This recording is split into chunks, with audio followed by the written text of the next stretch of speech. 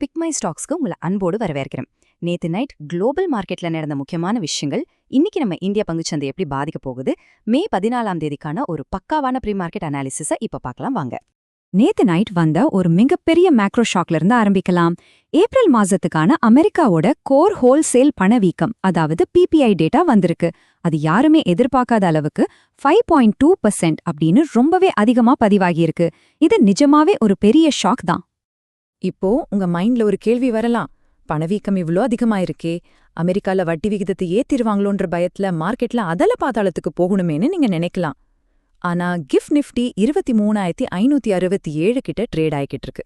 அதாவது நம்ம மார்க்கெட் இன்னைக்கு 100 பாயிண்ட்ஸுக்கும் மேல ஒரு மிகப்பெரிய கேப் அப் ஓப்பனிங் கொடுக்க போகுது.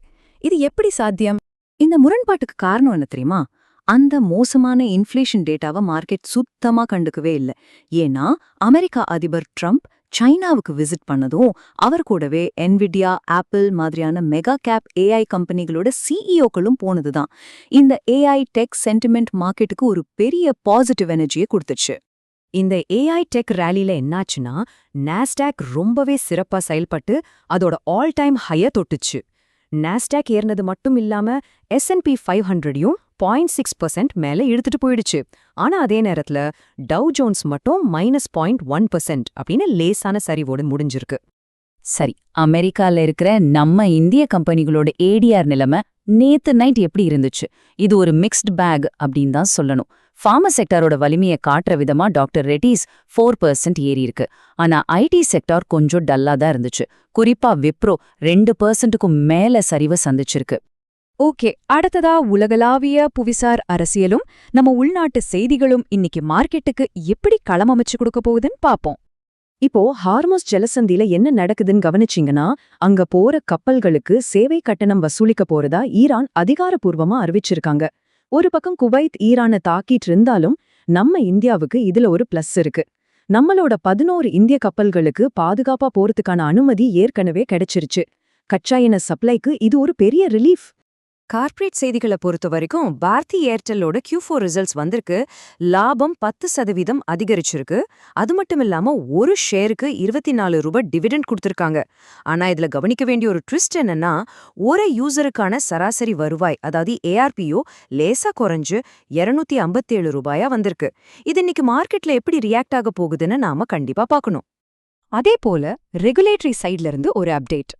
மியூச்சுவல் ஃபண்டுகள் ஈஸியா ஷார்ட் டேர்ம் கடன்களை வாங்குறதுக்காக செபி ஒரு புதிய விதிமுறையை முன்மொழிஞ்சிருக்காங்க. சந்தையில பணப்புழக்கத்தை, அதாவது லிக்விடிட்டிய சீரா வச்சுக்க இது கண்டிப்பா ஒரு பாசிட்டிவான விஷயம்தான்.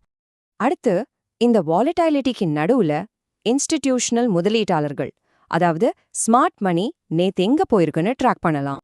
மார்க்கெட்ல அந்த பெரிய இழுபறி நேத்தும் தொடர்ந்துச்சு. எஃப்ஐஐகள் தொடர்ந்து 7வது நாளா 4703 கோடி ரூபாய்க்கு பங்குகளை வித்து தள்ளியிருக்காங்க.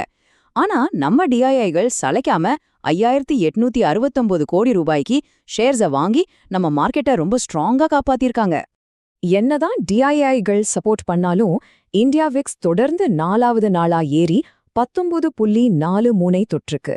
இது சந்தையில காளைகள், அதாவது புல்ஸ் மத்தியில ஒரு பதற்றமும் பயமும் அதிகமாயிட்டு இருக்கிறத ரொம்ப தெளிவா நமக்கு காட்டுது.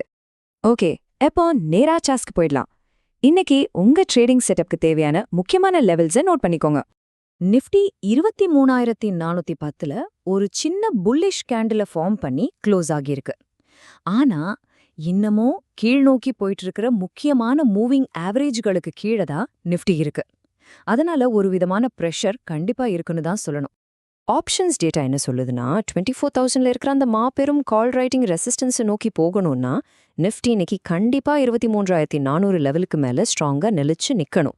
இல்லைனா 23,000 புட் சப்போர்ட்டை நோக்கி கீழே சறுக்க நிறைய வாய்ப்பு இருக்கு. பேங்க் நிஃப்டியோட ஸ்ட்ரக்சர் இன்னுமே கொஞ்சம் வீக்காவே தெரியுது. 53,456ல ஒரு பியரிஷ் கேண்டிலோட முடிஞ்சிருக்கு. அது மட்டும் இல்லாம அதோட RSI தொடர்ந்து 40க்கும் கீழேயே ஸ்ட்ரகிள் ஆயிட்டு இருக்கு. பேங்க் நிஃப்டிக்கான உடனடி சப்போர்ட் 53,000ல இருக்கு. மேல பாத்தீங்கன்னா ஏகப்பட்ட கால் ரைட்டிங் நடந்திருக்கிறதால 53,900 மற்றும் 54,000ல ரொம்ப ஸ்ட்ராங்கான ரெசிஸ்டன்ஸ் இருக்கு. இது உங்க ட்ரேடிங் பிளான்ல மைண்ட்ல வச்சுக்கோங்க. கடைசியா ஒரு முக்கியமான செபி டிஸ்க்ளைமர். இந்த அனாலிசிஸ் முழுக்க உங்களுடைய கல்வி நோக்கத்துக்காக மட்டுமே. நான் செபி பதிவு பெற்ற அனலிஸ்ட் கிடையாது. அதனால மார்க்கெட்ல எந்த ஒரு ட்ரேட் எடுக்கிறதுக்கு முன்னாடியும் உங்க நிதி ஆலோசகர்கிட்ட ஒரு முறை செக் பண்ணிக்கோங்க. இப்போ சொல்லுங்க, ஒரு பக்கம் FIIs தொடர்ந்து வித்துட்டு இருக்காங்க, மறுபக்கம் நம்ம market 100 points gap up opening கொடுக்க போகுது.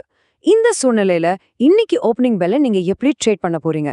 உங்களோட ஸ்ட்ராட்டஜியே கீழே காமெண்ட்ல சொல்லுங்க. யூடியூப் ஆல்கரிதம்க்கு ஹெல்ப் பண்ண அந்த லைக் பட்டனை தட்டி விடுங்க. அடுத்த அனாலிசிஸ்ல உங்களை சந்திக்கிறேன்.